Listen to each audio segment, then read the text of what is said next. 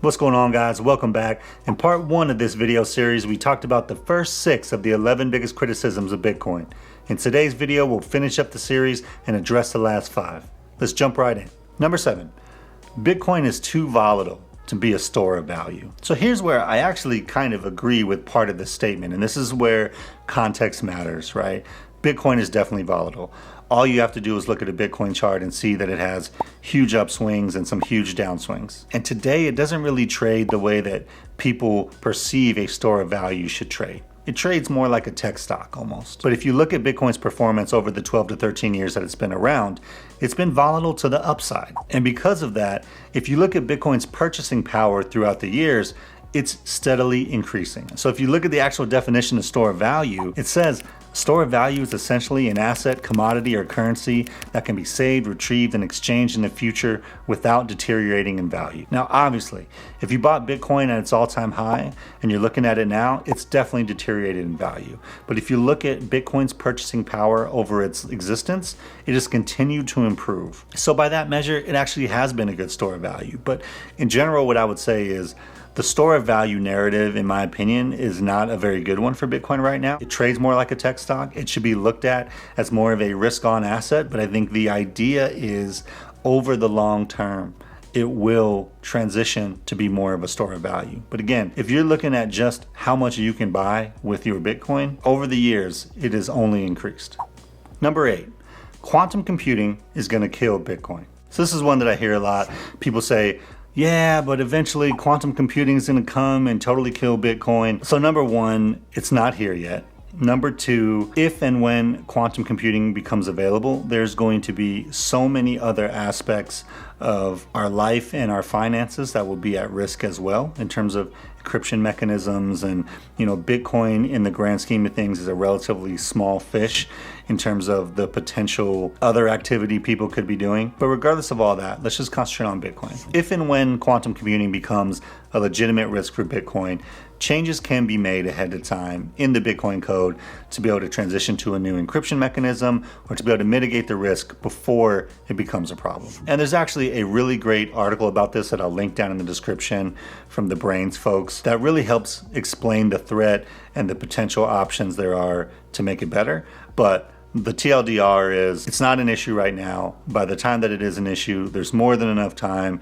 to be able to update Bitcoin to be able to handle it. Number 9, Bitcoin is bad for the environment. All right, this is a big one. And even though I don't necessarily agree that this is an issue that people say that it is, I do think that this issue is a risk for Bitcoin because of people's perceptions of the issue. I think you have a lot of politicians and governments that may act on this issue because they think it's important, which causes maybe a negative demand shock for Bitcoin. But in general, I think the quote-unquote negative impact of Bitcoin has on the environment has been overblown by just about everybody. So one of the things you'll hear is, did you know that Bitcoin uses more energy than the whole country of Norway? And this is the type of thing that people do when they're trying to push a narrative. You see this in the media a lot. You see this with politicians a lot, is they will tell you something that is technically true, but they don't give you any context about it to whether it's actually good or bad. So when you hear Bitcoin uses more energy than the whole country of Norway, your first reaction is, wow, that sounds terrible. So number 1, if you look at the size of Norway as a country,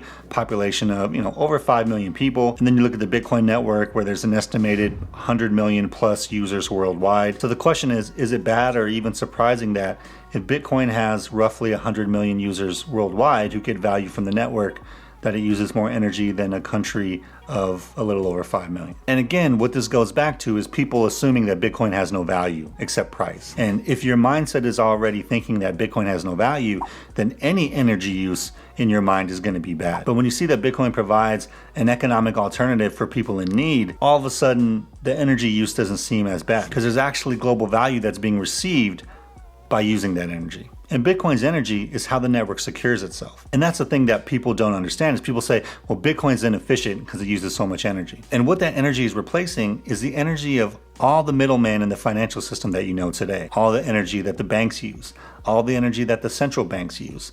All those things are being replaced by the Bitcoin network. And if you look at the percentage mix of sustainable energy that the Bitcoin network uses, it's higher than most countries, especially the major countries. And comparing Bitcoin's energy usage and carbon emissions to the total mix worldwide, it shows that it's just a tiny fraction of what's going on. Which means that even if you agree that Bitcoin's energy usage is wasteful, which I don't, but let's assume that you do, there are so many other things that are contributing, that are wasteful out there that you can improve that would make a bigger dent than doing anything with Bitcoin. But at the end of the day, the environmental criticism of Bitcoin boils down to one thing. Do you think Bitcoin has value or not? If you think it has value and is providing people value worldwide, then the amount of energy it uses is a non-issue because the energy is being used for a good purpose. But if you don't think Bitcoin has value, then of course, any energy usage that it has is going to be looked at as a negative by you. Number 10, Bitcoin can be copied. So people say, oh, people just create a new Bitcoin and it'll all be there. Well, the cryptocurrencies that you've seen exploding out over the years, a lot of those started as forks of the Bitcoin code.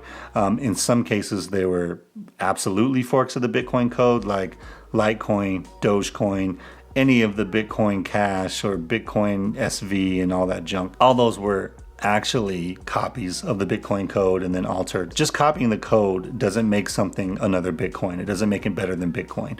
It's the infrastructure around it. It's the mining and security and hash rate on the network. It's the community around the network that makes it Bitcoin. And all those things working together are what make it have value.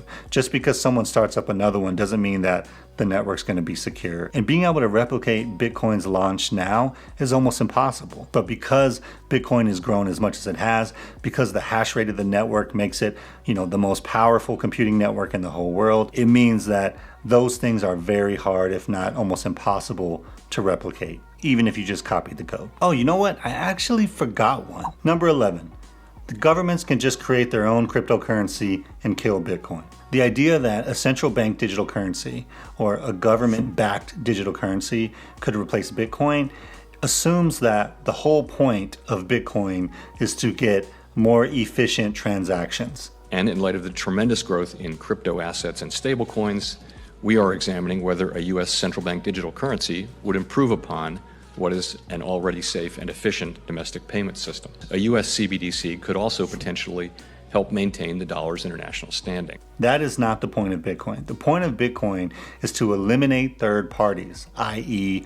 the banks and the government. And that's actually why Bitcoin was created. It was created in response to the 2008 financial crisis as a way to eliminate trust in our money because the government, the banks, they abuse that trust from time to time that impact people on an individual level. So when people talk about a government-backed cryptocurrency, it is literally the opposite of what Bitcoin is. If the government creates its own cryptocurrency, and that's what we use every day, they will have complete control and censorship of everything that we do. Oh, there's my dog. He's excited to hear more about these Bitcoin criticisms.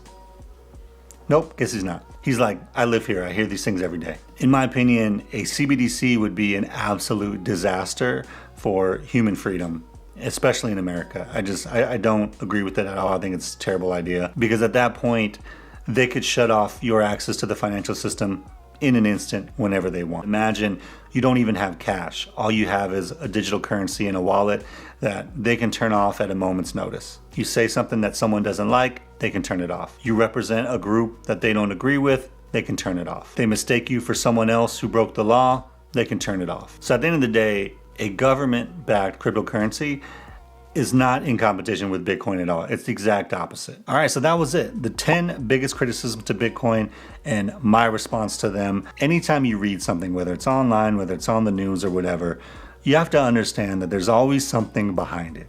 There's usually an agenda behind it. That's just the world that we live in today. And so part of what we all have to do as individuals is kind of dig through it a little bit to see what are the real facts, and not only understanding is something technically true that they're telling me, but what's the context of it? This is what happens every day of our lives. People will tell you something to push their point of view without any context about the other side. So the best thing we can always do for ourselves is try to understand both sides and then come to our own conclusion as to what we think are the important points of it. That's all I have for you guys today. If you guys have more criticisms of Bitcoin you want to talk through, put them down in the comments below. If you want to see more videos on Bitcoin, click on these videos on the end screen, and I'll see you guys in the next one. Peace.